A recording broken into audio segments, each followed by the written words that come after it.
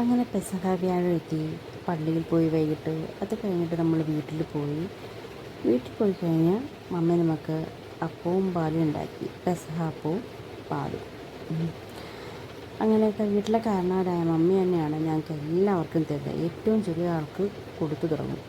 വീട്ടിൽ നോക്കുട്ടനാണ്. നോക്കുട്ടന് കൊടുത്തു. പിന്നെ ജോജു, റോയിച്ചൻ, എനിക്ക്, അങ്ങനെ ഞങ്ങളെല്ലാവരും അങ്ങനെ അപ്പവും പാലും ഒക്കെ കഴിച്ചു. ഒരു പ്രത്യേക ടേസ്റ്റാണ് കേട്ടോ. വർഷത്തിലൊരിക്കലാണ് നമ്മളിത് എല്ലാ ക്രിസ്ത്യാനികളും വീട്ടിലുണ്ടാക്കുക. പക്ഷേ പ്രത്യേക ടേസ്റ്റ് തന്നെയാണ് കേട്ടോ. എല്ലാ വർഷവും മമ്മി നമുക്ക് ഉണ്ടാക്കി തരും. അങ്ങനെ അത് കഴിച്ചു കഴിഞ്ഞാൽ പിറ്റേന്ന് പിന്നെ ദുഃഖവെള്ളിയാണ്. ദുഃഖവെള്ളിക്ക് നമുക്ക് ഉച്ചയ്ക്ക് നമ്മൾ കഞ്ഞിയാണ് കേട്ടോ കുടിക്കുക. കഞ്ഞിയുടെ കൂടെ കൂട്ടാനായിട്ട് പയറ് തോരൻ, പിന്നെ പപ്പടം, പിക്കിള്, പിന്നെ നമ്മളുടെ മുളക് ചുട്ട് എടുത്തില്ലേ, അതിനടുത്ത് ചമ്മന്തിയായിരുന്നു. ഞാൻ കഴിക്കുന്നതാണ് കേട്ടോ. കഞ്ഞി, കുറച്ച് പയറും മാങ്ങാച്ചാറും ഇഞ്ചിപ്പുളിയാണ് കേട്ടോ അത്. പപ്പടം ഒക്കെ ചെയ്ത് കഴിച്ച് എന്താ ടേസ്റ്റ് എന്നറിയോ. വീട്ടിൽ പിന്നെ കുട്ടികൾക്ക് കഴിക്കാൻ നിർബന്ധിക്കണ്ട. അവരുടെ ഫേവറേറ്റ് ഫുഡാണ് കേട്ടോ കഞ്ഞി എന്ന് പറയുന്നത്.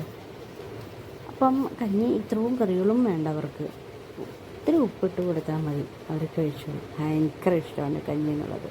കഞ്ഞി കൂടിയൊക്കെ കഴിഞ്ഞ് ഞങ്ങളിങ്ങനെ വൈകിട്ട് പള്ളിയിൽ പോവാം. ഇതൊക്കെ വെള്ളിയല്ലേ.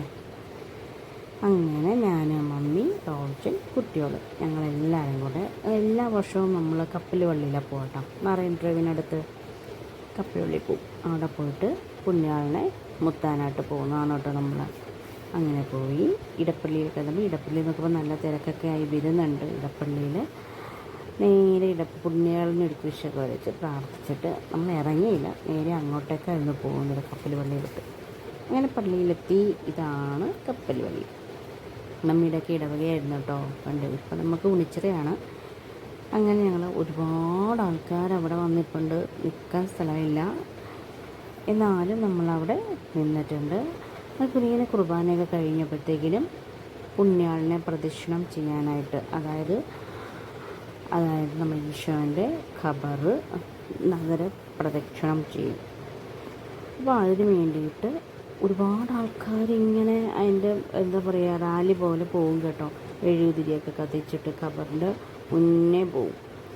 അങ്ങനെ എല്ലാവരും നിരന്ന് സെറ്റാക്കുന്നതാണ്. വോളണ്ടിയേഴ്സൊക്കെ സെറ്റാക്കി മെഴുകുതിരിയൊക്കെ കയ്യിലൊക്കെ കത്തിച്ച് പിടിച്ച് ഇങ്ങനെ നിൽക്കും.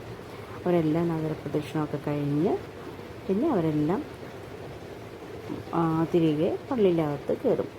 എന്നിട്ട് നമുക്കെല്ലാവർക്കും, കാണികൾക്ക് എല്ലാവർക്കും പോയി പുണ്യാളിനെ പോയി തൊട്ടുമുത്തി പ്രാർത്ഥിക്കാം. അതാണ് കേട്ടോ ചടങ്ങ്.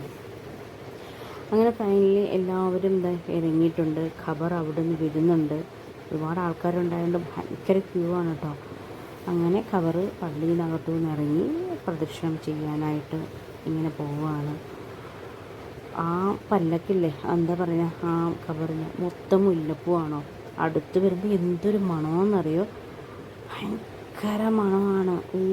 ഒരു രക്ഷയില്ല. ദൂരെ നിന്നേരം ആ മുല്ലപ്പൂവിൻ്റെ മണം സൂപ്പറായിട്ട് നമ്മുടെ മൂക്കിലോട്ട് ഇങ്ങനെ അടിച്ച് വരും കേട്ടോ. അങ്ങനെ ആ നഗരപ്രദേശത്ത് നമ്മൾക്ക് അതിനകത്ത് ഫോളോ ചെയ്യാൻ പറ്റിയില്ല, കാരണം പിള്ളേരൊക്കെ ഉണ്ടായതുകൊണ്ട് നമ്മൾ പോയില്ല. നമ്മളപ്പോഴത്തേക്കും ഒന്ന് ദൂരെ മാറി നിന്ന് ഒരു കടയിലൊക്കെ പോയിട്ട് ജ്യൂസൊക്കെ കുടിച്ചിട്ട് പതിയെ വന്നു. ഖബർ അപ്പോഴത്തേക്കിനും പള്ളിക്കകത്ത് തിരിച്ച് പ്രദക്ഷിണം കഴിഞ്ഞ് കയറി. അങ്ങനെ നമ്മളെല്ലാവരും അതുപോലെ തന്നെ. അതും ഭയങ്കര മഴയും ഉണ്ടായിരുന്നു കേട്ടോ. ഇന്നത്തെ ദിവസം എന്ന് വെച്ചാൽ ഭയങ്കര മഴയായിരുന്നു. അങ്ങനെ നമ്മളെല്ലാവരും നനഞ്ഞൂറ്റി വാരി ഇരിക്കുകയാണ് കേട്ടോ. അങ്ങനെ ഞാൻ എൻ്റെ ടൈം വന്നു. നമ്മൾ പുണ്യാളൻ്റെ അടുത്ത് അല്ലെങ്കിൽ ഈശോൻ്റെ അടുത്ത് പോയിട്ട് നമ്മുടെ പ്രാർത്ഥനകൾ അദ്ദേഹത്തിന് അർപ്പിച്ചിട്ട് ഖബറിൽ തൊട്ടുമുത്തിയിട്ട് നമ്മൾ പിന്നെ നേരെ കയ്പ് നീര് കഴിക്കാൻ പോകും. അതറിയാമല്ലോ, അതിനകത്ത് നമുക്ക് തരുന്ന നേർച്ചയാണ് കേട്ടോ. മുമ്പത്തെ കയ്പ് നീര്, അതായത് യേശുവിന് അന്ന് ദാഹിച്ചപ്പോൾ കൊടുത്തത് കയ്പ് നീരല്ലേ, അതിനൊരു പ്രതീകമായിട്ട് നമുക്ക് തരുന്ന ആ ഒരു ഓർമ്മപ്പെടുത്തലാണ് കേട്ടോ. കുട്ടിയുടെ അനുഭവം കഴിഞ്ഞിട്ട് ദാഹിക്കുമ്പോൾ കൊടുക്കുന്നതാണ്. പക്ഷേ ഇപ്പോഴത് ഇത് മാങ്ങയൊക്കെ അരിഞ്ഞ് കയ്പ്പിന് വേണ്ടിയിട്ട് കയ്പ്പൊക്കെ ആയിരിക്കും പിഴിഞ്ഞ് ഒഴിക്കുക. അതെ, ജ്യൂസ് അതാണ് ഒഴിക്കുക. ഇപ്പം ഇല്ല, ഈ ഒരു കയ്പൊന്നും അത്ര കയ്പൊന്നും ഇല്ല കേട്ടോ. കയ്പ്പൊക്കെ കുറച്ചിട്ടുണ്ടെന്ന് തോന്നുന്നു. പുളിയാണ് ഉള്ളത്, പക്ഷെ നല്ല രസമാണ് കഴിക്കാൻ. ഇതാണ് നമ്മളുടെ ആ നേർച്ച.